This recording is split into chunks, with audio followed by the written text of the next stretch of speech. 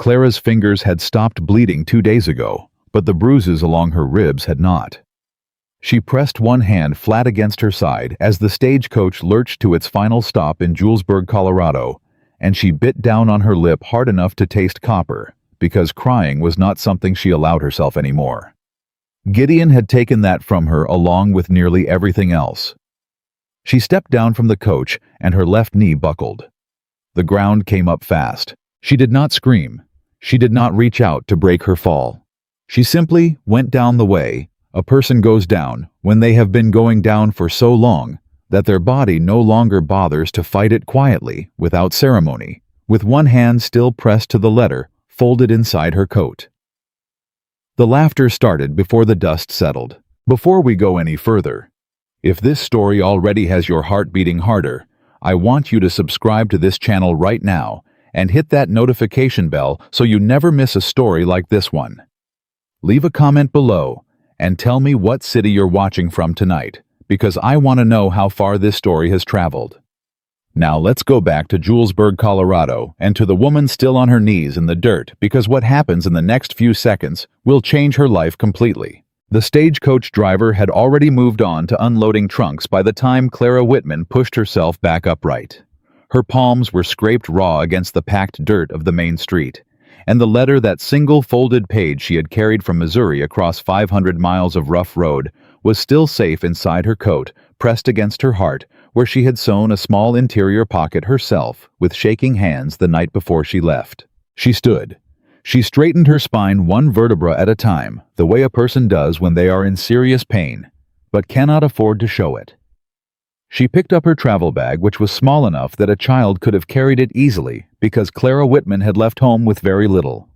Most of what she'd owned had belonged to Gideon Price first, and what belonged to Gideon, Gideon kept. "Well now," said a man leaning against the post of the dry goods store to her left.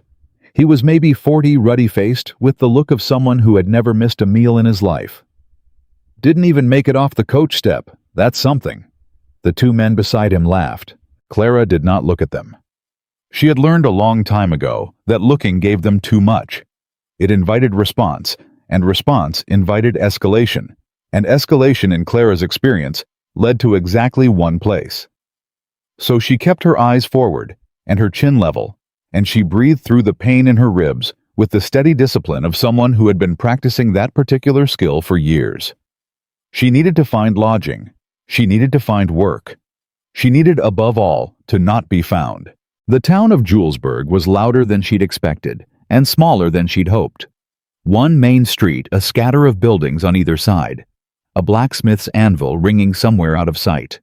The air tasted of horse and coal smoke, and the particular dry heat of Colorado in late July, that settled on your shoulders like something physical.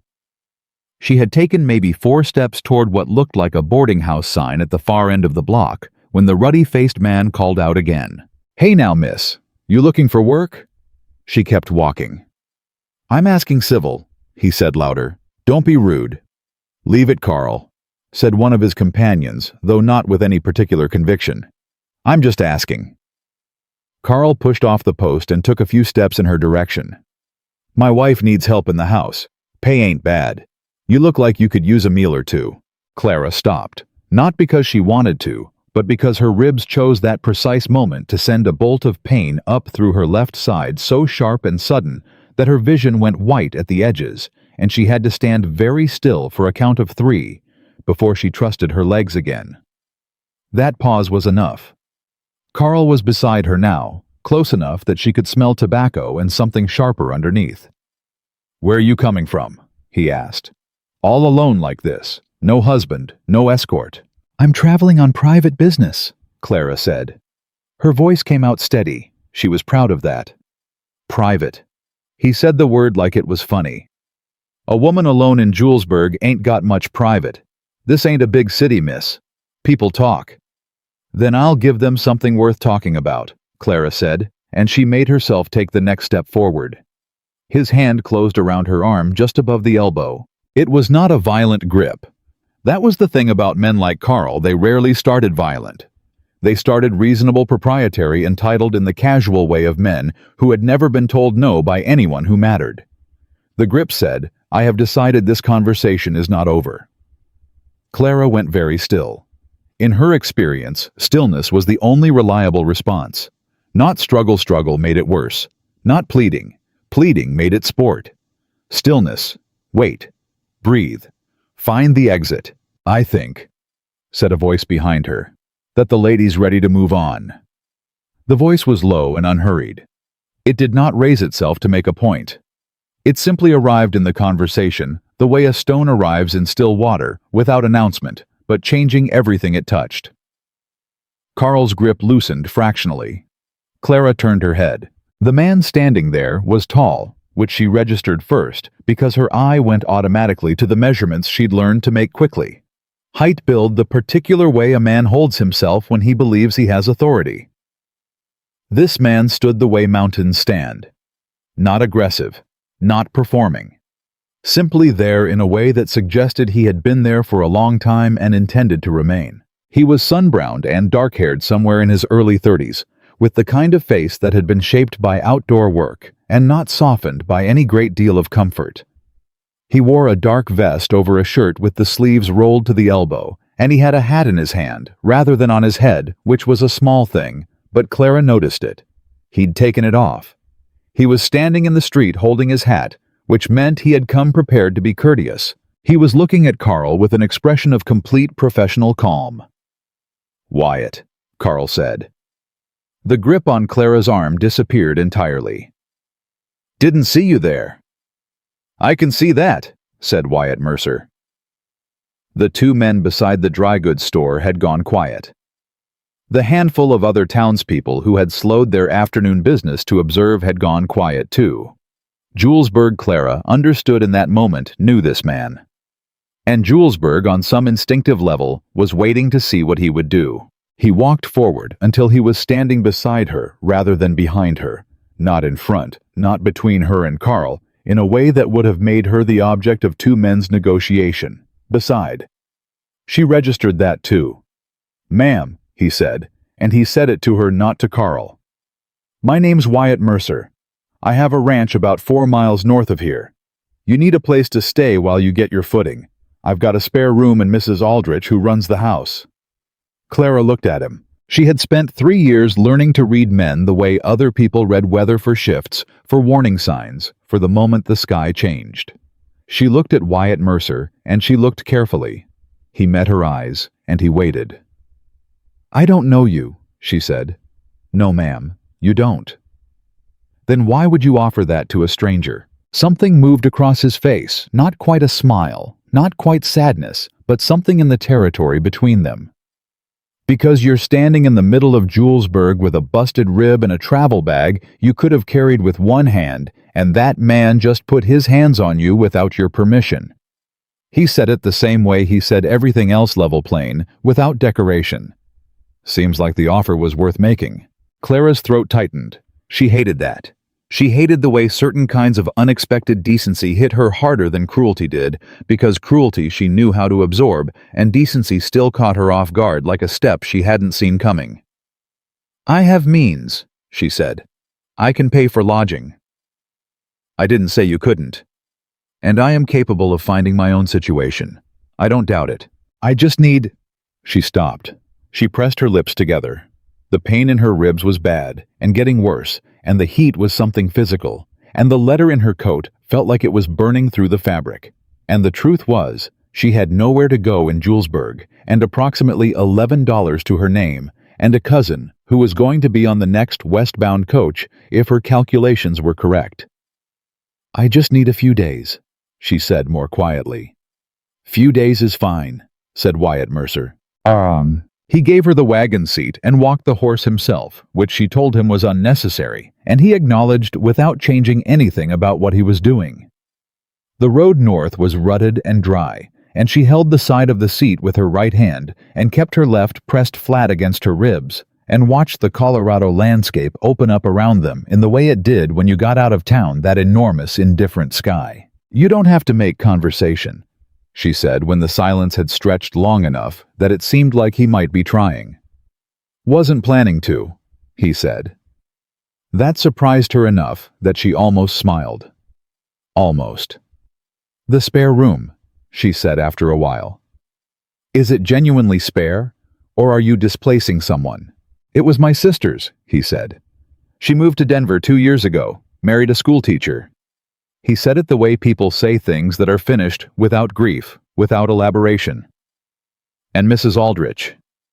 She's been with the ranch since before I owned it. She'll tell you herself that she runs the place, and she's not wrong." A pause. "She'll also tell you to stay out of her kitchen before 6 in the morning, and in that she is also not wrong." Clara looked at the side of his face. "You're trying to reassure me." "Am I?" "Yes. Telling me about Mrs. Aldrich, so I know there's a woman in the house. Telling me the room was your sister's, so I know it's been used by someone respectable. You're building a picture." He glanced at her sideways. "You're perceptive." "I've had to be," she said, and she turned back to the landscape and did not say anything else about it. Mrs. Aldrich was exactly what Wyatt had described, which in Clara's experience was itself unusual. Most people described situations to their advantage. She was a stout woman in her 60s, with gray hair pulled back tight, and the eyes of someone who had seen a great deal and arrived at conclusions about most of it. She looked at Clara standing in the ranch yard for exactly 4 seconds before she said, "You need a bath and something to eat before you need anything else. Come inside. I'd like to discuss the terms of—" "You can discuss whatever you like after you've sat down," said Mrs. Aldrich. "You're white as fresh cotton, and you're holding that side like something's cracked. Come inside."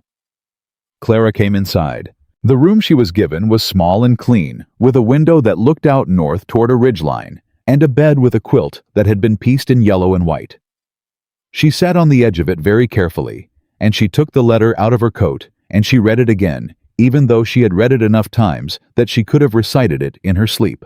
The letter was from an attorney in St. Louis, a man named Gerald Fitch, who had written to inform her that the estate of her late father, Thomas Whitman, which had been placed in trust with her cousin Gideon Price as executor, contained irregularities.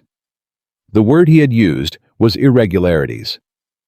Clara had spent 3 years living with those irregularities, which had looked from the inside like emptied accounts, missing documents, and Gideon Price's hand on her elbow, steering her away from anything she might have used to ask questions. The money was hers. It had always been hers. Her father had left it specifically to her in a will that Gideon had apparently convinced a local judge had not said what it said. She had the original. She had carried it sewn into the lining of her coat since the night she found it in Gideon's desk drawer at 3 in the morning when the house was quiet and he was asleep, and she had finally, after 3 years of careful waiting, found the 30 minutes she needed. She folded the letter back into her coat. She lay down on the yellow and white quilt very carefully on her right side, and she stared at the wall, and she thought about what came next.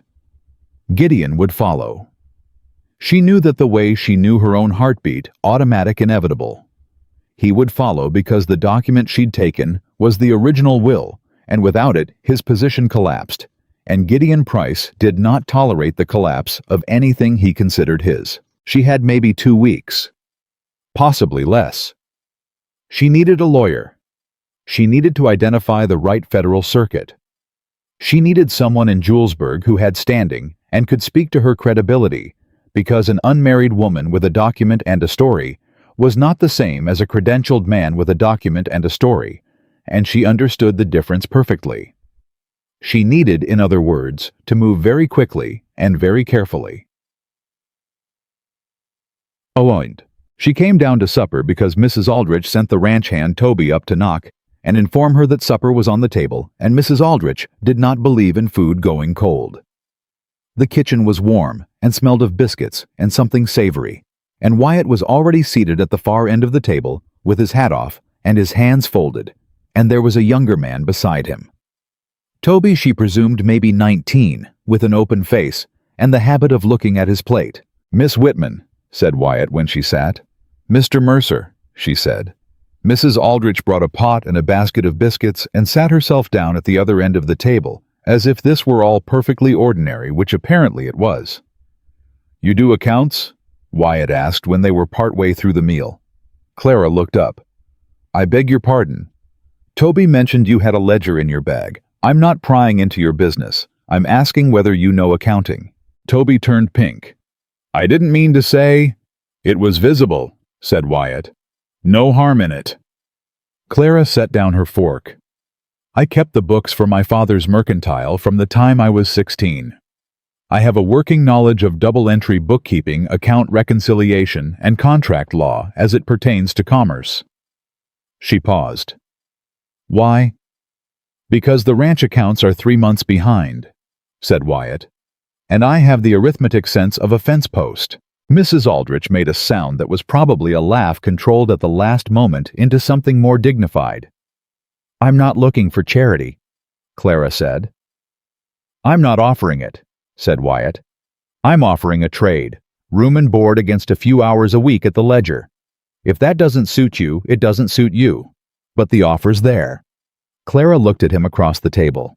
He was looking back at her with that same expression she'd clocked in the street patient level without expectation. He was not leaning toward her. He was not using the dinner table to persuade her. He made the offer and he sat back and he let it be her decision. She picked her fork back up. "I'll look at the Ledger tomorrow," she said. "Morning or afternoon?" "Morning. I think clearly in the morning." "Morning it is," said Wyatt, and he reached for the biscuits. She told him on the third day. Not all of it, not Gideon's name, not the document, not the full shape of what she was carrying. But she told him enough.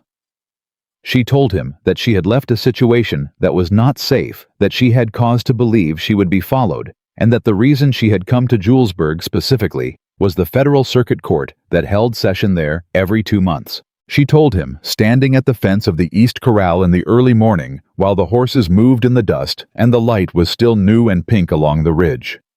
She told him because she had decided that lying to a man who had done her a plain kindness was a worse position than the alternative.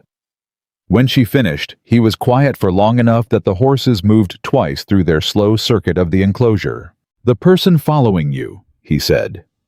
"Do you believe he'll make trouble when he arrives?" "Yes," she said. "He'll make it look like concern. He's good at that." Wyatt nodded slowly. "And the court session. When's the next one?" 6 weeks. "Then you've got 6 weeks to build your case." He looked out at the horses. "You'll need a lawyer." "I'm aware. There's a man named Harlan Cole in town. He's honest, which in this county is rarer than it sounds. He owes me a favor, which he's been pretending to forget for 2 years. He glanced at her sideways, and there was something almost dry in it. "I'll remind him." "You don't have to, Miss Whitman." He said her name quietly without impatience. "You're sitting on what sounds like a legitimate legal claim with original documentation, and you've come 500 miles alone with broken ribs to pursue it. I'm not going to offer you advice about finding your own lawyer and then stand back while you sort it out alone." He paused. "That's not the kind of man I'm inclined to be." Clara looked at the horses. Her throat was doing that thing again. "You don't know that my claim is legitimate," she said. "You only have my word." "Yes," said Wyatt. "I do." She turned to look at him. He met her eyes the same way he always did, straight without flinching, without looking away from the difficulty of it. "You believe me," she said. It was not quite a question. "I believe you," he said. Clara Whitman had not cried in 3 years. She did not cry now. But she turned back to the horses, and she gripped the top rail of the fence until the wood pressed its grain into her palm, and she breathed very slowly until the pressure behind her eyes receded. "Thank you," she said when she trusted her voice. "Don't thank me yet," said Wyatt. "Wait until Harlan Cole does something useful. Then you can thank us both." She almost laughed. It came out small and surprised, and she pressed her lips together to contain it, but she felt it move through her warm unfamiliar, like the first real breath after a long time without air. In 6 weeks, Gideon Price would arrive in Julesburg. In 6 weeks, everything she had built on that document and that desperate midnight gamble would either hold or collapse. She knew that. She was not fooling herself about what was coming. But standing at that fence rail in the early Colorado morning with the horses moving through the dust, and Wyatt Mercer standing beside her and the light coming up clean and gold over the ridge, Clara Whitman allowed herself for the first time in 3 years to believe that the thing she was building might actually hold. Harlan Cole's office smelled like old paper and pipe tobacco, and the particular staleness of a room where important things had been decided and mostly forgotten. Clara sat across from his desk, with her hands folded in her lap, and the original will of Thomas Whitman laid flat on the surface between them, and she watched Harlan Cole read it for the third time. He was a small man, 60s, with reading spectacles that he kept pushing up his nose. He had the careful, unhurried quality of someone who had learned that speed in legal matters cost more than it saved. Wyatt sat to Clara's left hat on his knee, saying nothing. Harlan Cole set the document down. "This is genuine," he said. "Yes," said Clara. "You're certain?" "I watched my father sign it. I was 19. He had me witness it along with 2 others whose names are on that page." She kept her voice flat and factual. The version Gideon Price presented to the Hannibal County Probate Court 3 years ago was not this document. Harlan picked up the will again and examined the signatures. The 2 witnesses. One died the following winter, the other moved to St. Louis. His name is Edmund Price, no relation to Gideon, and I have a letter from him confirming what he witnessed. She reached into her coat and placed the letter beside the will. Mr. Fitch in St. Louis has corresponded with him directly. Harlan looked at Wyatt over the top of his spectacles. Wyatt looked back at him without expression.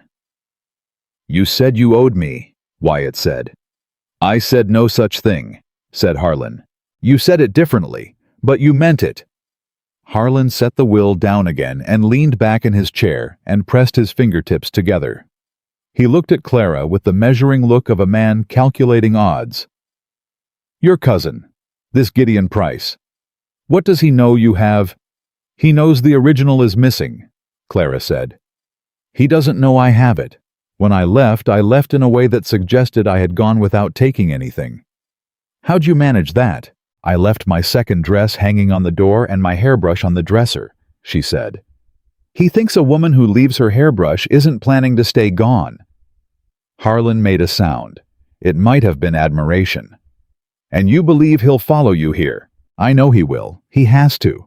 Without the original document, he can argue the substitute is valid.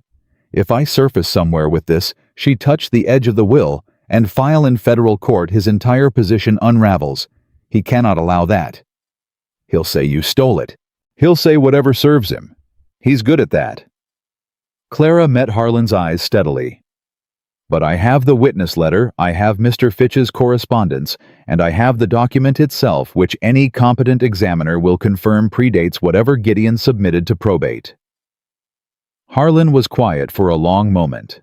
Then he picked up his pen and pulled a fresh sheet toward him. "The federal circuit sits in 8 weeks, he said. "Not 6, Judge Abernathy moved the session. That gives us more time to prepare, which is good, and more time for your cousin to arrive and make a mess, which is less good." He looked at her. "You'll need to be careful between now and then." "I'm aware. I mean specifically careful. Julesburg is a small town, and small towns talk. If Gideon Price arrives here asking questions, he'll have a picture of your situation within an afternoon." He paused.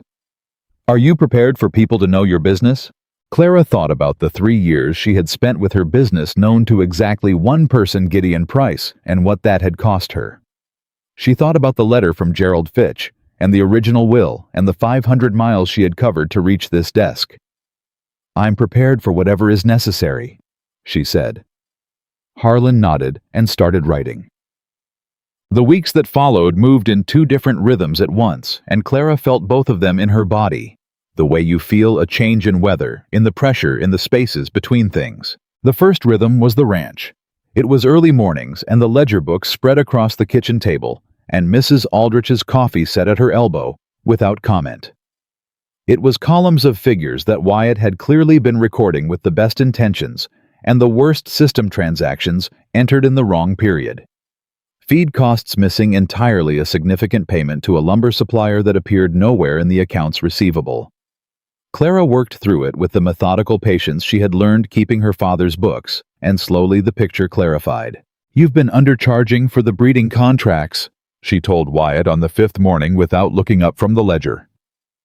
These three ranchers, Holt Pierce, and the Morrison outfit, they're paying you 1883 rates for a service that's worth 30% more now. You've been underbilling them for 2 years. Wyatt was leaning against the doorframe with a mug of coffee. They're neighbors. They're paying you incorrectly. Neighbors can be billed correctly. She looked up. That's not a personal observation. That's what the numbers say. I'll talk to them. I'll draft the letters if you want. Professional correspondence is less awkward than a conversation. He looked at her with something she was starting to recognize, that slight recalibration that crossed his face when she said something he hadn't expected. Not surprise, exactly. More like attention. That'd be useful, he said. I know, she said, and went back to the ledger. She drafted the letters that afternoon. She made them polite and firm, and grounded in specific figures because, in her experience, specific figures were harder to argue with than general impressions. She left them on the table for Wyatt's review without ceremony. And when she came down the next morning, they were gone, and Wyatt said nothing about them, and she asked nothing, and that was its own kind of conversation. The second rhythm was harder and faster, and ran underneath everything else like cold water under summer ground. She rode into town twice a week with Toby, who Wyatt sent without making it seem like he was sending anyone. The first time she noticed, she said to him, "You don't have to escort me." And Toby said, "I'm going for supplies." And she said, "You went for supplies 3 days ago." And Toby went red and said, "Mr. Mercer thought you might want company." And Clara said fine, because it was fine, and she knew it was fine. And arguing against it felt like arguing against something she didn't actually want to argue against. In town, she met with Harlan Cole on Tuesdays. The case was building. Edmund Price in St. Louis had sent a formal affidavit confirming his witnessing of Thomas Whitman's will. Gerald Fitch had obtained records from the Hannibal probate court that showed specific irregularities in the documentation. Gideon had submitted dates that didn't align a notary seal that predated the notary's certification in that county. He was sloppy, Harlan said on a Tuesday in late August with something like satisfaction. Arrogant men often are. They expect no one to look closely. He expected me not to look, said Clara. He was almost right. What changed? She thought about that. About the night she had stood in Gideon's office at 3 a.m. with a candle in one hand and 3 years of accumulated careful watching behind her. About the moment she opened the third drawer and found what she had started to believe he'd destroyed. He underestimated how long I could be patient, she said. The trouble started on a Thursday, which was not a day she went to town. She was at the kitchen table when Toby came in fast through the back door with the particular energy of someone carrying news they don't know how to deliver. He looked at her, then at Mrs. Aldrich, then back at her. "What is it?" said Clara. It was not a question. "Man came into Hanson's store this morning," Toby said, "asking about you. By name." Everything in Clara went very still. What did he look like? Tall, well-dressed for the territory, dark hair, light eyes, spoke smooth, real smooth, like a man who's used to being listened to. Toby paused. "Hanson said he introduced himself as your cousin, said he was worried about you, said your family was concerned." Clara set her pen down on the ledger page. "Did he say where he was staying?" "The hotel on 2nd. Hanson said he ordered a proper room, not a bunk. Paid ahead for a week." A week. That was Gideon's arithmetic. A week was enough time to locate her, establish his narrative, with enough townspeople to make it stick, and present himself to whatever authority he could find, as the reasonable concerned family member arriving to collect a troubled young woman who had come west in an unstable state of mind. She knew the script. She had watched him run it before on others. "Where's Mr. Mercer?" she asked. "East pasture," said Toby. "I can go get him." "Not yet." She thought quickly, clearly, the way she had learned to think when the options narrowed. "I need to go see Harlan Cole today." "Today's Thursday." "I'm aware." She was already closing the ledger. "Can you take me in?" Mr. Mercer said, "Toby." She looked at him. "Can you take me in?" Toby straightened. "Yes, ma'am." Harlan Cole listened to what she told him without interrupting. When she finished, he sat forward and put both hands flat on his desk and said, "He's moving faster than I expected." "He knows I have the document," Clara said. "He's figured that out by now. He wouldn't be here otherwise. He can't do anything legally before the circuit session. He doesn't need to do anything legally. He needs to damage my reputation in this town before I can establish one. He needs people here to see me as unstable or dishonest, or a burden on a man who took me in out of misplaced charity." She kept her voice level. "Once he's built that picture, whatever I say in court looks like the words of a woman who's been causing trouble since she arrived." Harlan was quiet. Then, "He'll try to see you." "Yes." "What do you want to do when he does?" Clara thought about the question very carefully, about Gideon's smooth voice and his light eyes, and the particular way he had of making cruelty look like care. About 3 years of small humiliations that had each been entirely deniable. About the way he had smiled at her the morning she left, not knowing she had been up at 3 in the morning and had everything she needed already sewn into the lining of her coat. "I want to meet him in public," she said, "somewhere with witnesses. If he sees me alone, he'll say whatever serves him, and there'll be no one to contradict it. In public, he has to perform the concern rather than exercise it." Harlan looked at her with an expression she was starting to recognize. It was the same one Wyatt got sometimes, like they'd expected to find one thing and found something else entirely. "You've thought about this for a while," he said. 3 years, said Clara. Wyatt was in the yard when Toby brought her back, and he was there in the way that suggested he'd been informed and had decided waiting was the better choice rather than coming to find her. He walked to meet the wagon, and he looked at her, and he said simply, "He's here." "Yes," she said. "Toby told me." "I went to see Harlan." "Good."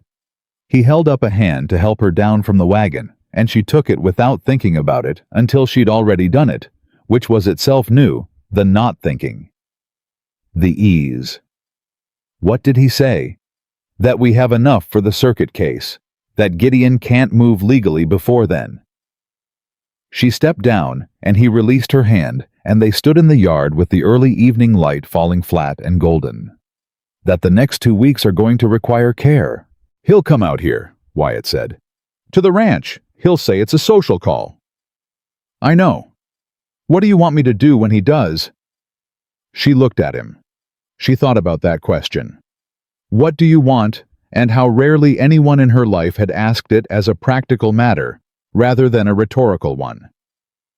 "Let me handle the conversation," she said. "But stay close."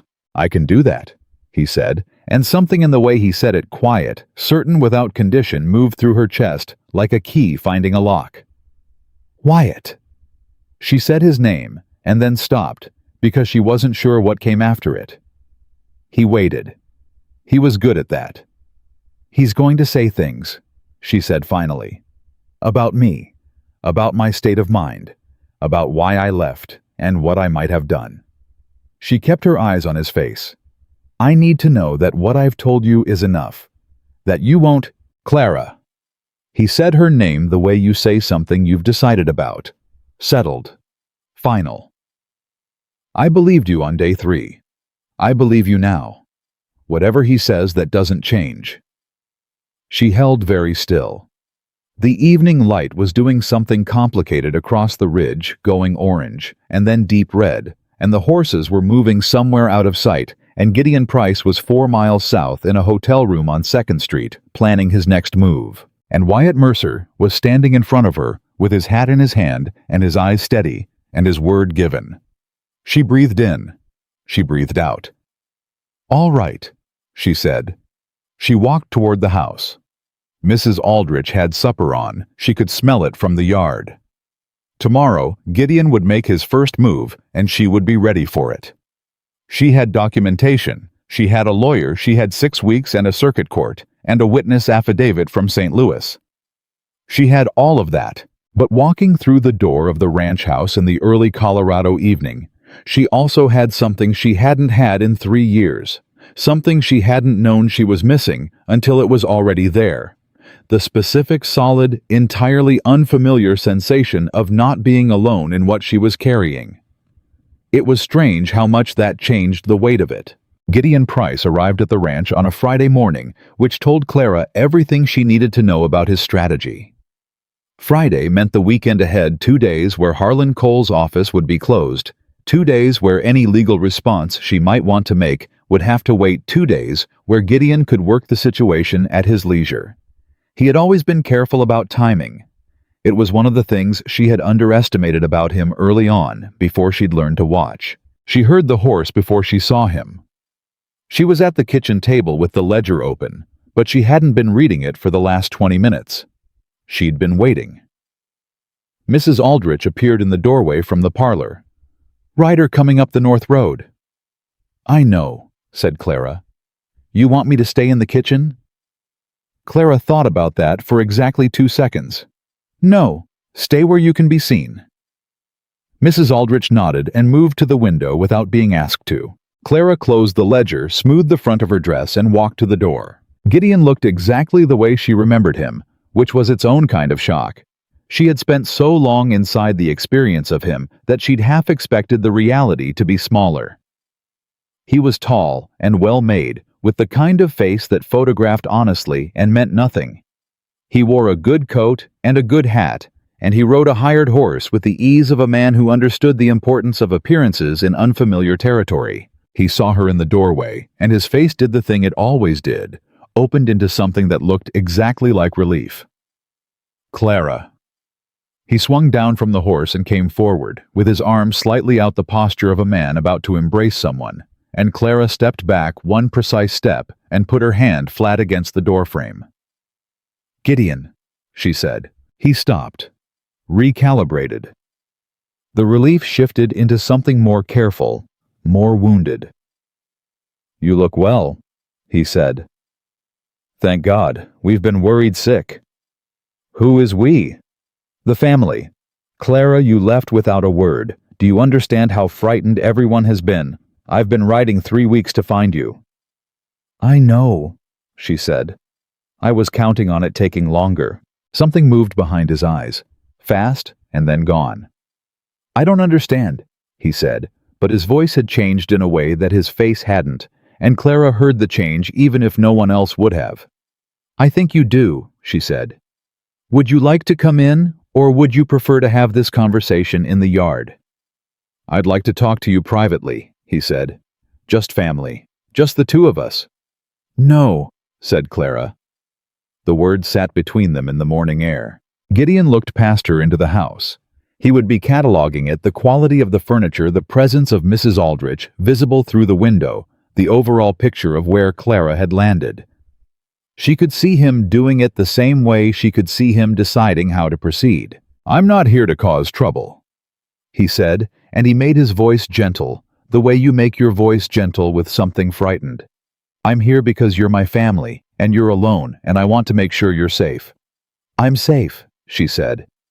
"I'm safer than I've been in 3 years." His jaw tightened, just slightly, just enough. "Clara, whatever you think happened with the estate, whatever someone has told you, there are explanations. There are always explanations. If you just come home and sit down with me and the attorney—" "Your attorney," she said, "in your county, before your judge." "Our family's attorney, the same one your father trusted." "My father trusted him before you did," she said. The results were different. Gideon looked at her for a long moment. Behind her she heard the quiet sound of a boot on the porch boards, and she knew without turning that Wyatt had come around from the east side of the house. She had asked him to stay close. He was close. "You have someone with you," Gideon said, and his voice had shifted again, lighter now, almost conversational, with something underneath it that she recognized as the beginning of a different approach. "I see. Is this the man who's been putting ideas in your head?" "Nobody puts ideas in my head," said Clara. "That's something you never quite accepted. Miss Whitman asked you to state your business." Wyatt's voice came from behind her left shoulder, not aggressive, not raised. Flat and plain, the same way he said everything. "You've been talking some minutes now without doing that." Gideon looked at him. Clara watched Gideon look at him, watched him take the measure of Wyatt Mercer, the way he took the measure of every obstacle for weaknesses, for pressure points, for the angle that would yield. He apparently didn't find one because his next move was to smile. "I apologize," he said. "I've come a long way and I'm worried about my cousin. I'd like to arrange for her to come back to Missouri with me. That's my business." He looked at Clara. "Voluntarily, of course." "No," said Clara. "You have obligations at home." "I have no obligations to you," she said. "I have a legal matter before the Federal Circuit Court, and I intend to see it through. After that, I'll go wherever I choose." The smile stayed on Gideon's face, but it stopped moving the way a clock stops. "Legal matter," he said carefully. "You heard me. Clara." He stepped forward, and she did not step back this time because she had decided before he arrived that she would not give him that again. Whatever you think you have, whatever someone has told you is worth taking to court, you need to think very carefully about what that process looks like, how it looks for you.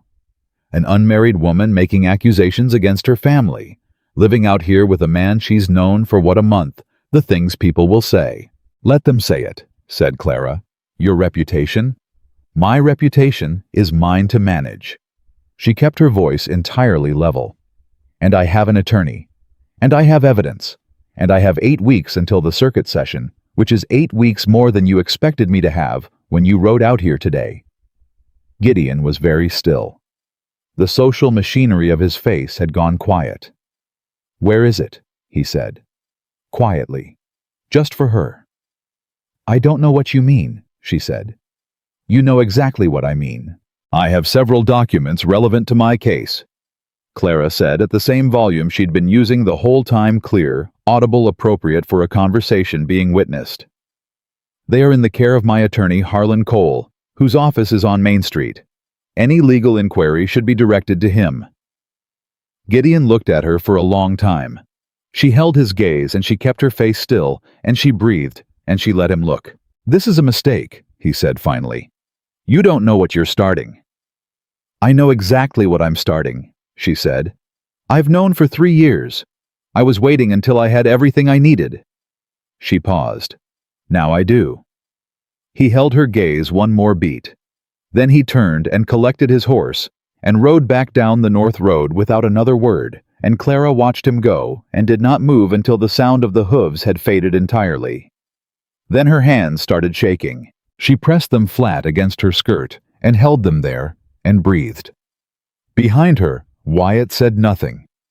He was good at that too, knowing when nothing was the right thing.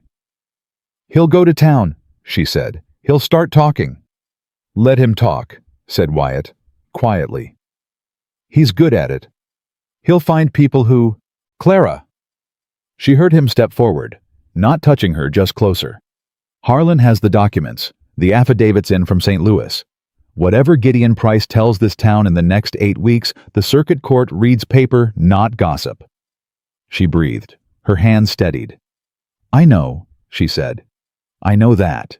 "Then act like it," he said, and she could hear in his voice that he wasn't being unkind. He was being the thing he was best at, which was plain and straight and factual in the moments when emotion wanted to pull everything sideways. She straightened her spine. She turned around. "I'm going to finish the ledger," she said. "All right," said Wyatt. She went back inside. She sat down. She opened the ledger to the page she'd left it, and she picked up the pen. And she did not think about Gideon's face when she'd said the words circuit court. She did not think about it because it was the face of a man who had been certain of something and had discovered he was wrong, and that face meant that somewhere in Julesburg the next move was already being calculated. She needed to be faster. He moved faster than she'd given him credit for. By Saturday afternoon, the story was in circulation. She heard it from Mrs. Aldrich, who heard it from the woman who ran the laundry, who had it from 2 separate sources already. The story Gideon was telling was smooth and internally consistent and designed to be believed by exactly the people most likely to repeat it. The version going around was this: Clara Whitman had suffered a breakdown following the death of her father. In her grief, she had become convinced that certain financial decisions made by her family in good faith and in her interest were evidence of conspiracy against her. She had fled Missouri in a confused state. Her cousin had come west out of concern for her well-being. The documents she claimed to have were things she had taken in a confused state from the family office and likely didn't understand. The family wanted only to help her come home and receive proper care. It was elegant. Clara had to give him that. Every element of it was technically deniable. Every element of it mapped onto things that were true. Her father had died. She had left in a hurry. She had taken documents, and every element was arranged so that the truth looked like the symptom of a woman who had lost her grip. She heard it on Saturday. On Sunday morning, she was in Harlan Cole's parlor because she went to his house since his office was closed, and she knocked until he answered in his dressing gown and his reading spectacles. "He's telling people I'm unstable," she said when he opened the door. "I heard," said Harlan. "You heard on a Sunday morning before 7 o'clock. It's a small town," he said. He stepped back and let her in. "Come have coffee and stop looking like you want to hit something." She sat at his kitchen table, and she told him exactly what Gideon had said in the yard, and exactly what was now being repeated through Julesburg, and Harlan listened with his coffee cup and his spectacles and his expression of a man doing rapid arithmetic. "The mental instability narrative is standard," he said when she finished. "It's what men in his position reach for when the document position is weak. It doesn't require proof. It only requires repetition." "I know," said Clara, "which is why I need something that counters it." "Your behavior counters it. 8 weeks isn't enough. He's been here 3 days and already 2 laundry women are telling the story." She pressed her palms flat on his kitchen table. "I need something public. Something where people can see me think and speak and act like a person with full command of her faculties." Harlan looked at her over his spectacles. "What do you have in mind?" Clara had been thinking about it since Saturday afternoon. "The summer cattle auction," she said. "It's in 3 weeks. The whole county comes. Buyers, ranchers, townspeople." She met his eyes. "I'd like to be there, visibly. With Wyatt. Not hiding in the ranch house while Gideon builds his picture unopposed." Harlan set his coffee down. "That's a risk." "Everything I've done since I left Missouri is a risk," she said. "I'd rather take them on my terms." He was quiet for a moment. "If he approaches you in public." "Good," she said. "Let him. Let everyone watch." Wyatt didn't argue against it, which she had prepared for, and didn't need. He asked her 2 questions: whether Harlan agreed it was sound, and whether she was certain. And when she said yes to both, he said all right, and went back to what he'd been doing, which was checking the fence line on the west pasture. What she hadn't prepared for was the conversation 3 days later at the dry goods store. She had gone in with Toby for supplies. She was at the counter when a woman came in behind her late 50s, solid and direct, with the look of someone who owned land and knew it. She looked at Clara with the frank assessment that Clara had come to recognize as the particular specialty of women who had been in frontier towns long enough to have seen everything and make up their own minds about it. "You're the woman staying at Mercer's ranch," the woman said. "I am," said Clara. "I'm Ruth Aldridge. I've got the spread 12 miles east." She didn't offer her hand, but she didn't look away either. "I heard what that cousin of yours is saying about you." Clara kept her face neutral. "I imagine most people have. I also heard what you said to him in Mercer's yard," said Ruth Aldridge. "My hired man was coming up the road. He heard it clearly." She paused. "You told him you had a legal matter before the federal circuit, and you'd see it through. That you had a lawyer and evidence." "Yes," said Clara. "That doesn't sound like a woman who's lost her grip," said Ruth Aldridge. Something shifted in Clara's chest. Small. Significant. "No," she said. "It doesn't." Ruth Aldridge looked at her for another moment. "My late husband had a cousin like yours," she said. "Smooth talker. Good at making other people's clear thinking sound like confusion." She pulled her list from her pocket and turned to the counter. "I just wanted to say I heard you, that's all." She turned away and started talking to the store clerk, and Clara stood very still for a moment, with the weight of those words. I heard you doing something unfamiliar in the region of her sternum. She picked up her supplies. She walked outside. She stood in the street in the late August heat, and she thought about Ruth Aldridge and her hired man on the road, and the fact that Julesburg was a small town, and small towns talked, and that cut both ways. Gideon's story had moved fast, but so had hers. She thought about the cattle auction in 3 weeks, about standing in public where everyone could see her, about Gideon's face in the yard when she said the words, I've known for 3 years. I was waiting. She thought about her father's will clean and folded in Harlan Cole's office safe. She got back in the wagon. Let's go, she said to Toby. Everything all right, Miss Whitman? Yes, she said, and she meant it in a way she hadn't meant anything in a long time. Everything is exactly where it needs to be. The night before the auction, she couldn't sleep. She lay on the yellow and white quilt and stared at the ceiling and ran through the variables the way she ran through accounts systematically without sentiment. Gideon would be there. He would use the public setting the same way she intended to for audience for impression. He had spent 3 weeks building his version of her, and the auction was where versions collided with evidence. She had the evidence. She had Harlan. She had Ruth Aldridge, and whatever else had moved quietly through this town in the weeks since her arrival.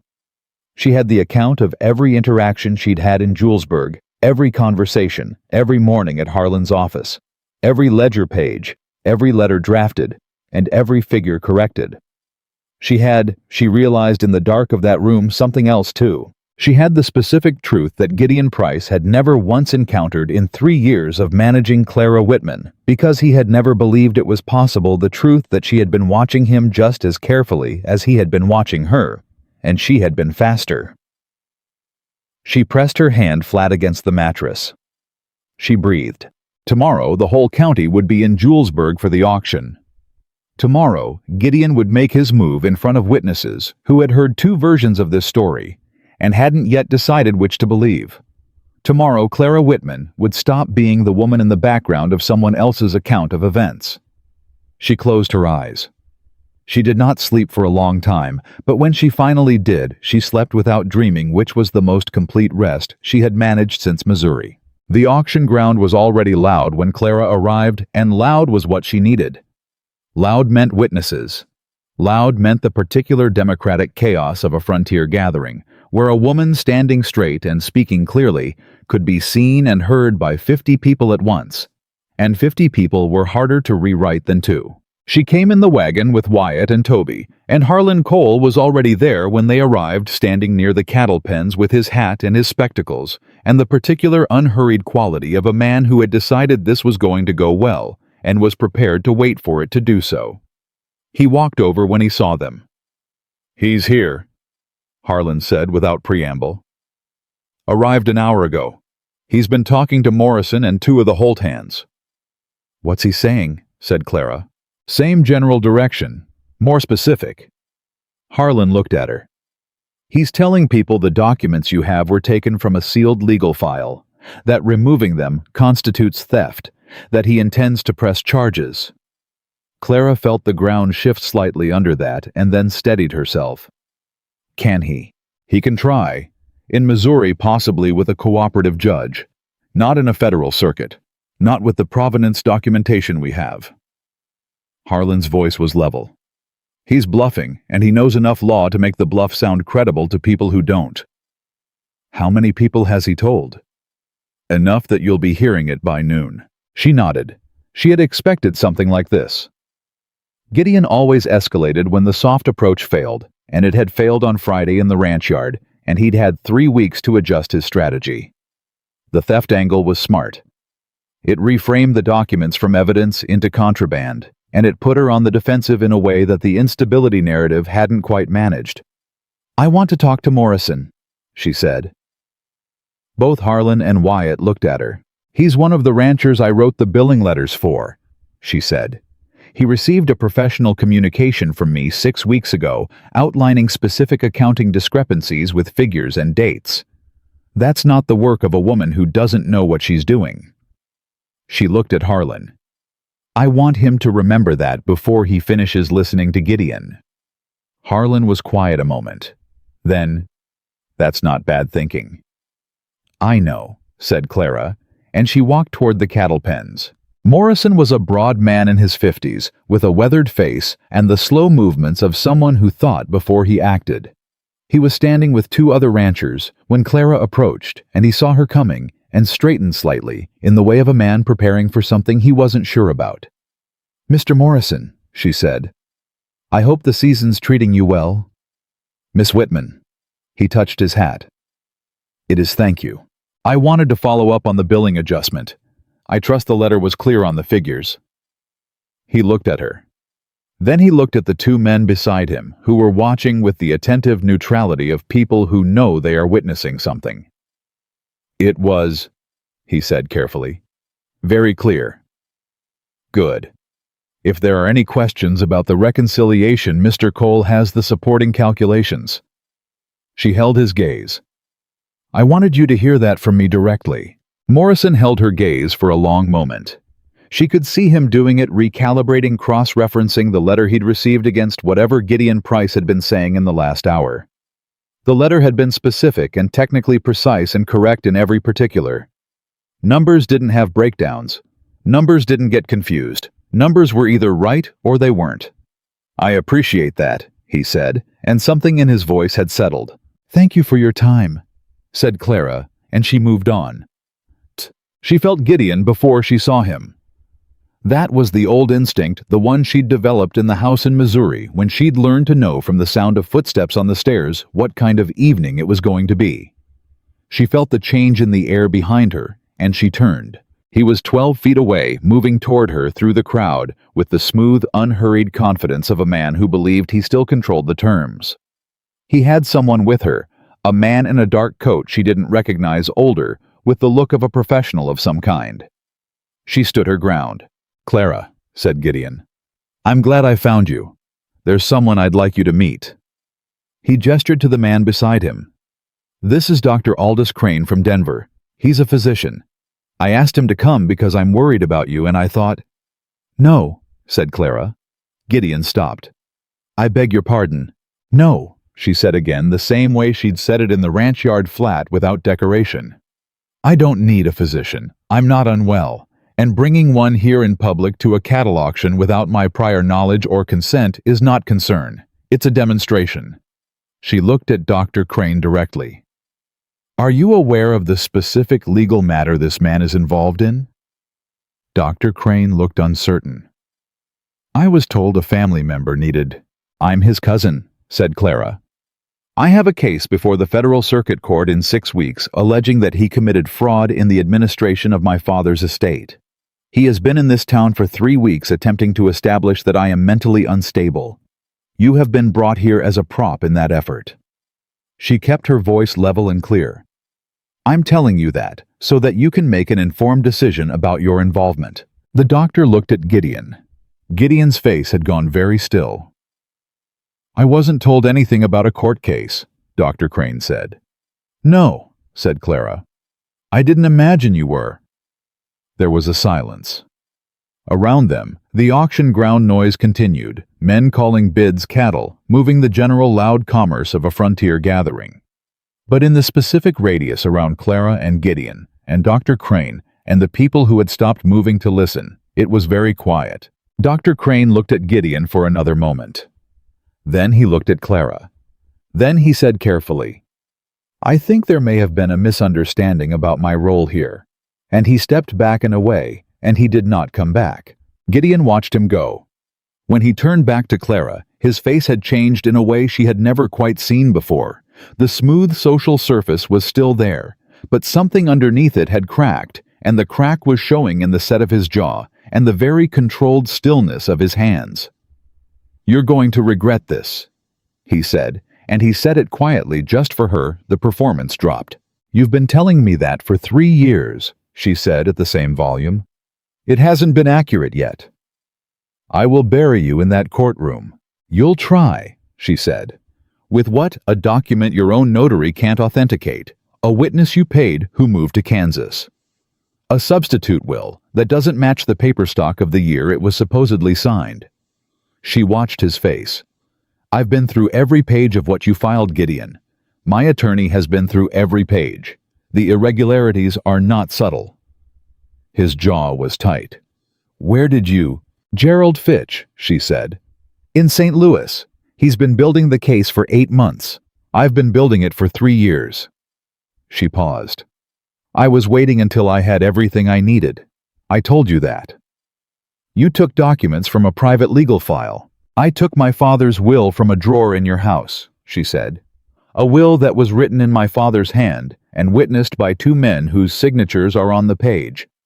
One of those men has given a sworn affidavit. The other died, but his widow has his correspondence, which mentions the signing specifically. She tilted her head slightly. Which of those things would you like to dispute in a federal courtroom? Gideon Price looked at her, and she looked back at him, and the ground between them was 3 years of small, careful cruelties, and 500 miles of road, and 1 original document, and a circuit court date 6 weeks away. And all of it, every single piece of it, was in her favor. He said nothing. I'd like you to stop telling people I'm unstable, she said. I'd like you to stop telling people I stole documents. I'd like you to retain your own attorney and communicate with Mr. Cole directly, because that is how legal matters are conducted. She kept her voice completely even. If you continue attempting to manage my reputation in this town, I will add defamation to the list of matters before the court. Harlan tells me the standard for that is quite achievable given what you've been saying. She had not discussed defamation with Harlan. She was not certain it was entirely achievable. But Gideon didn't know that, and the specific quality of legal language delivered with absolute confidence was something she had learned from watching him do it to other people for 3 years. We're done here, she said. Enjoy the auction. She turned and walked away, and she kept her pace unhurried and her back straight, and she did not look behind her because she didn't need to. She could tell from the quality of the silence at her back that he was standing very still and that everyone within 20 feet had heard enough to form their own conclusions. She found Wyatt at the edge of the cattle pen. He looked at her face, and he said nothing, which meant he'd seen enough to know it had gone the way it had gone. Harlan needs to know about the defamation thing, she said. I may have implied it was further along than it is. Wyatt's mouth moved. You bluffed him. I leveraged a reasonable legal uncertainty, she said. You bluffed him with legal language. Yes? She exhaled. Is that a problem? No, said Wyatt. And now he was definitely not smiling, but it was a very close thing. I just want to make sure I understood correctly. The twist came at noon from a direction she hadn't looked. She was with Harlan near the auction platform when Ruth Aldridge appeared beside them with a younger woman Clara hadn't seen before. A clerk from the county assessor's office, it turned out named Delia Marsh, who had apparently been listening to Delia's own conscience for approximately 6 weeks and had decided the auction was the moment to stop. I need to talk to Mr. Cole, Delia Marsh said. She was maybe 30, plainly dressed with the look of someone who had made a decision and was committed to it, even though it frightened her. I need to talk to him about Gideon Price. Harlan looked at her carefully. In what regard? Delia looked around at the auction ground and then back at Harlan. He came to the assessor's office 2 days after he arrived in Julesburg, she said. He asked to see property records. He asked specifically about the Mercer Ranch. She paused. He asked whether a property could be attached in lieu of a debt if the primary debtor was residing on it. Everything in Clara went very cold, very fast. He was trying to find a way to attach the ranch, she said. I think so. Delia twisted her hands together. I didn't give him anything useful. There's no debt attached to the Mercer property, so there was nothing to find.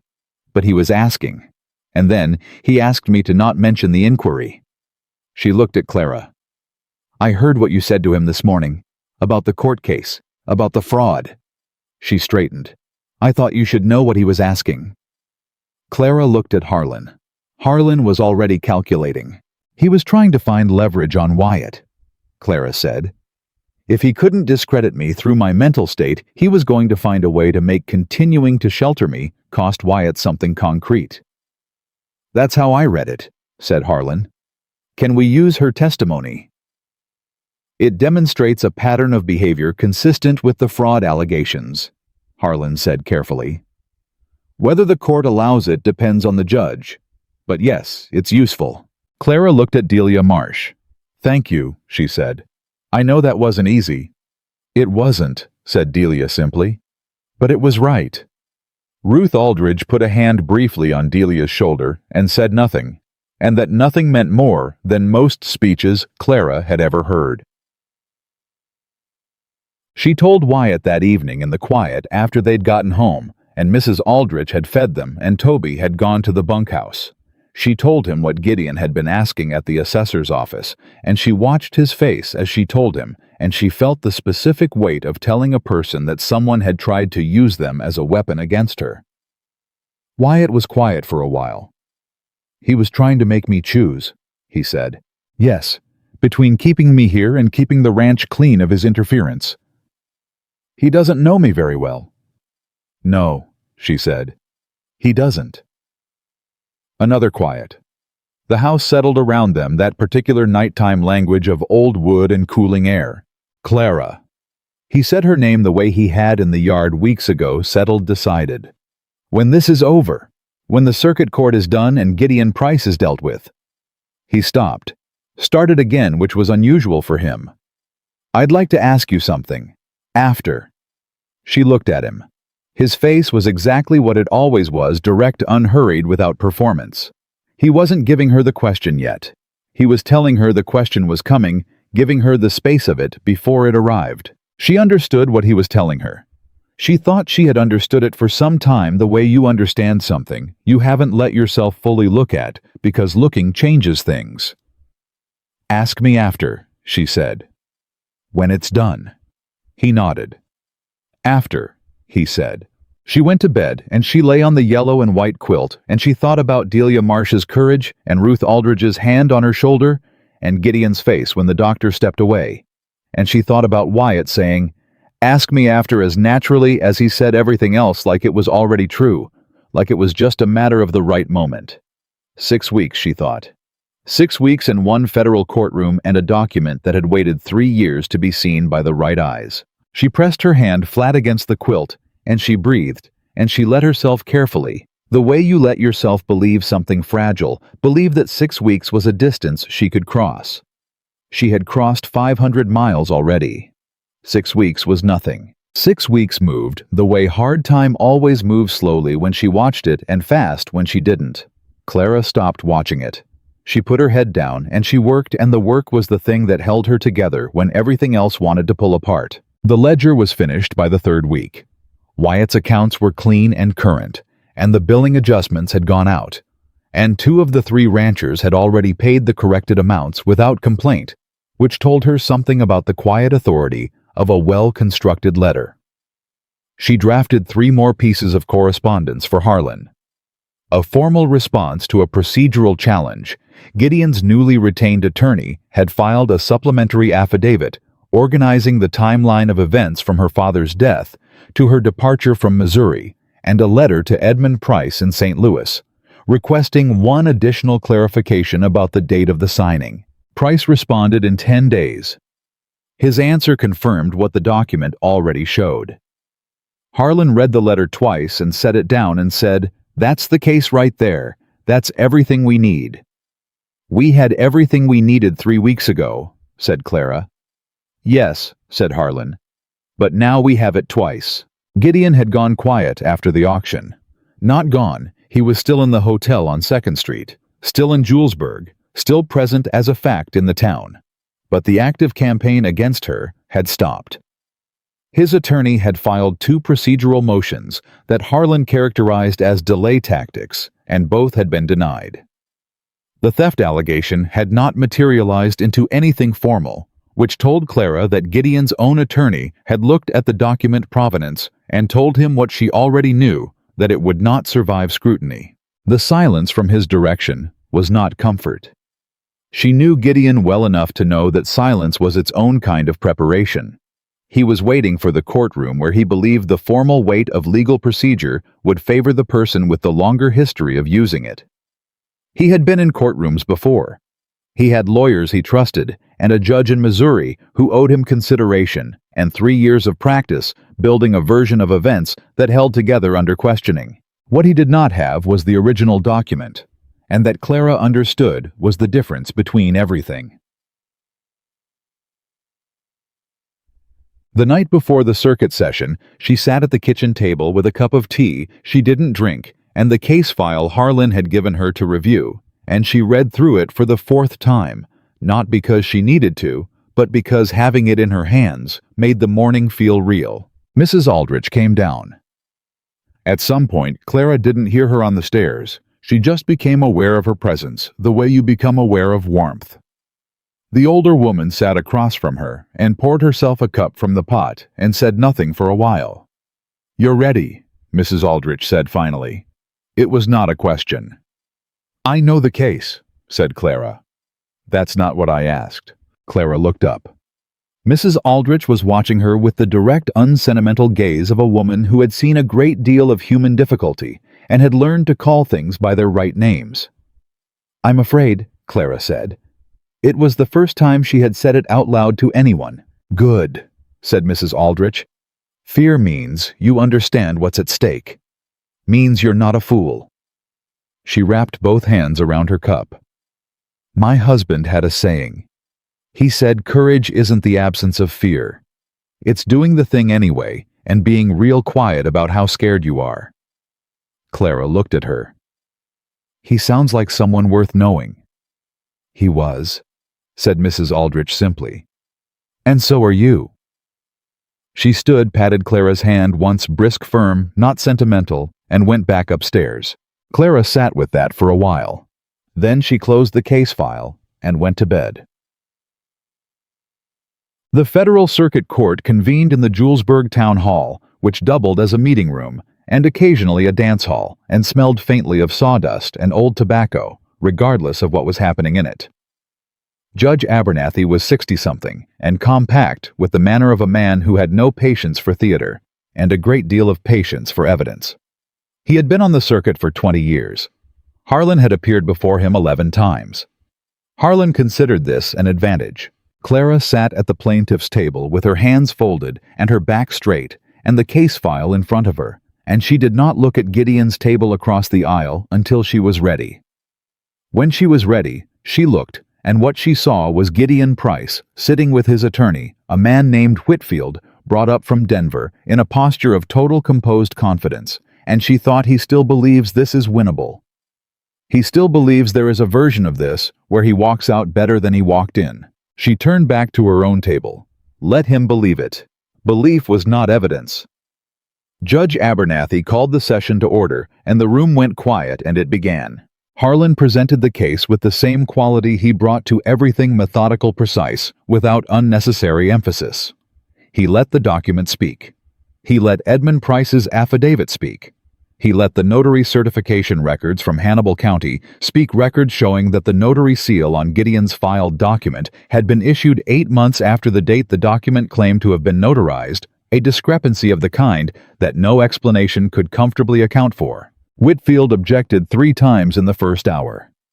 Judge Abernathy sustained 1 objection and overruled 2, and his expression when he overruled them was the expression of a man who has seen this kind of paperwork before and is not impressed by it.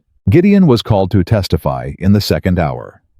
He was composed and fluent, and he told his version with the ease of long practice that the document Clara had taken was a draft, not the final will, that the final will had been properly executed and filed, that Clara's understanding of the estate proceedings was confused by grief and inexperience.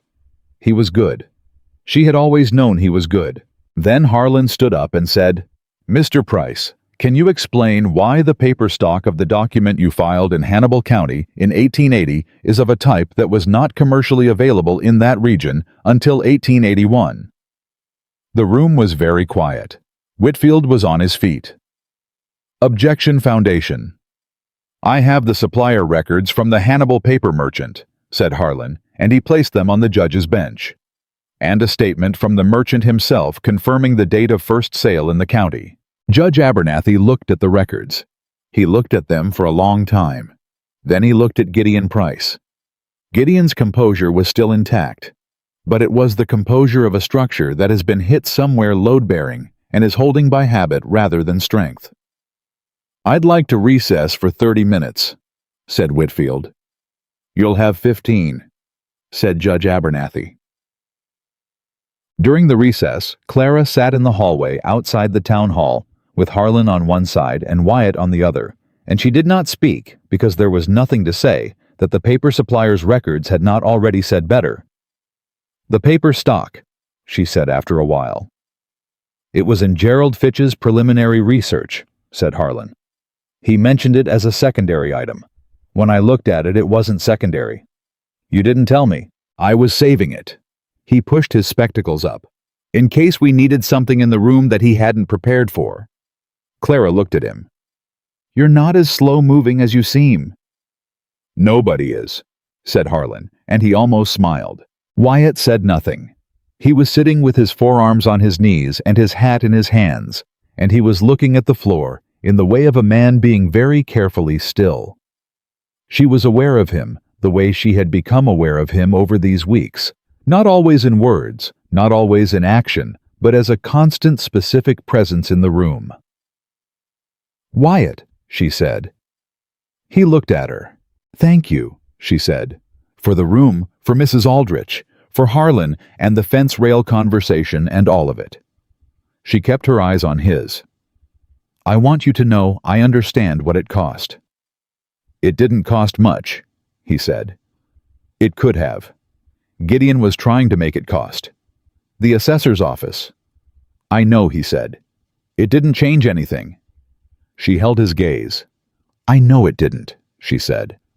"That's what I'm thanking you for."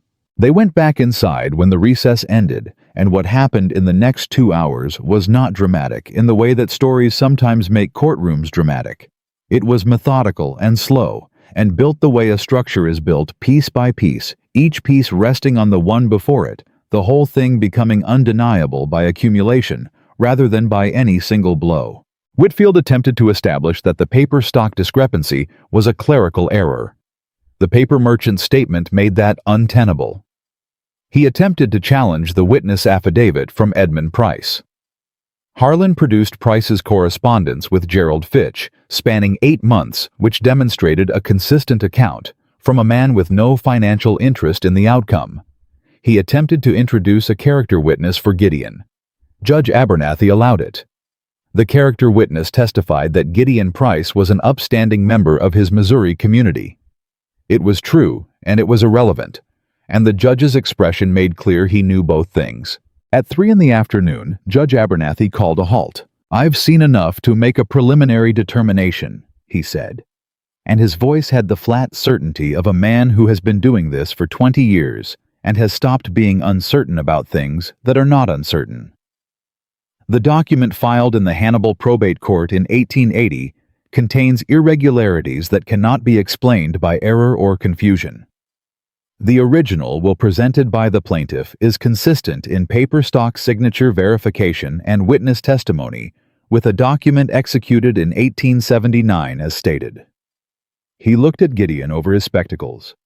"Mr. Price, I am referring this matter to the federal prosecutor's office for investigation into probate fraud and forgery. You are ordered to surrender your passport and remain in Colorado pending the investigation."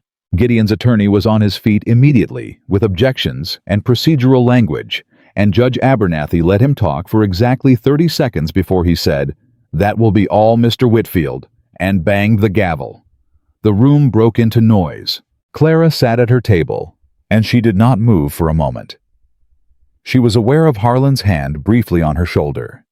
She was aware of the specific quality of the noise in the room, not cheering exactly, but the particular undeniable human sound of people who have witnessed something tilt back into level. She looked at the original will of Thomas Whitman, still lying flat on the table before her, and she thought about her father's hand, writing those words in 1879, and about the 3 years it had taken to get them heard by the right person, and about the 2 witnesses whose signatures were on that page.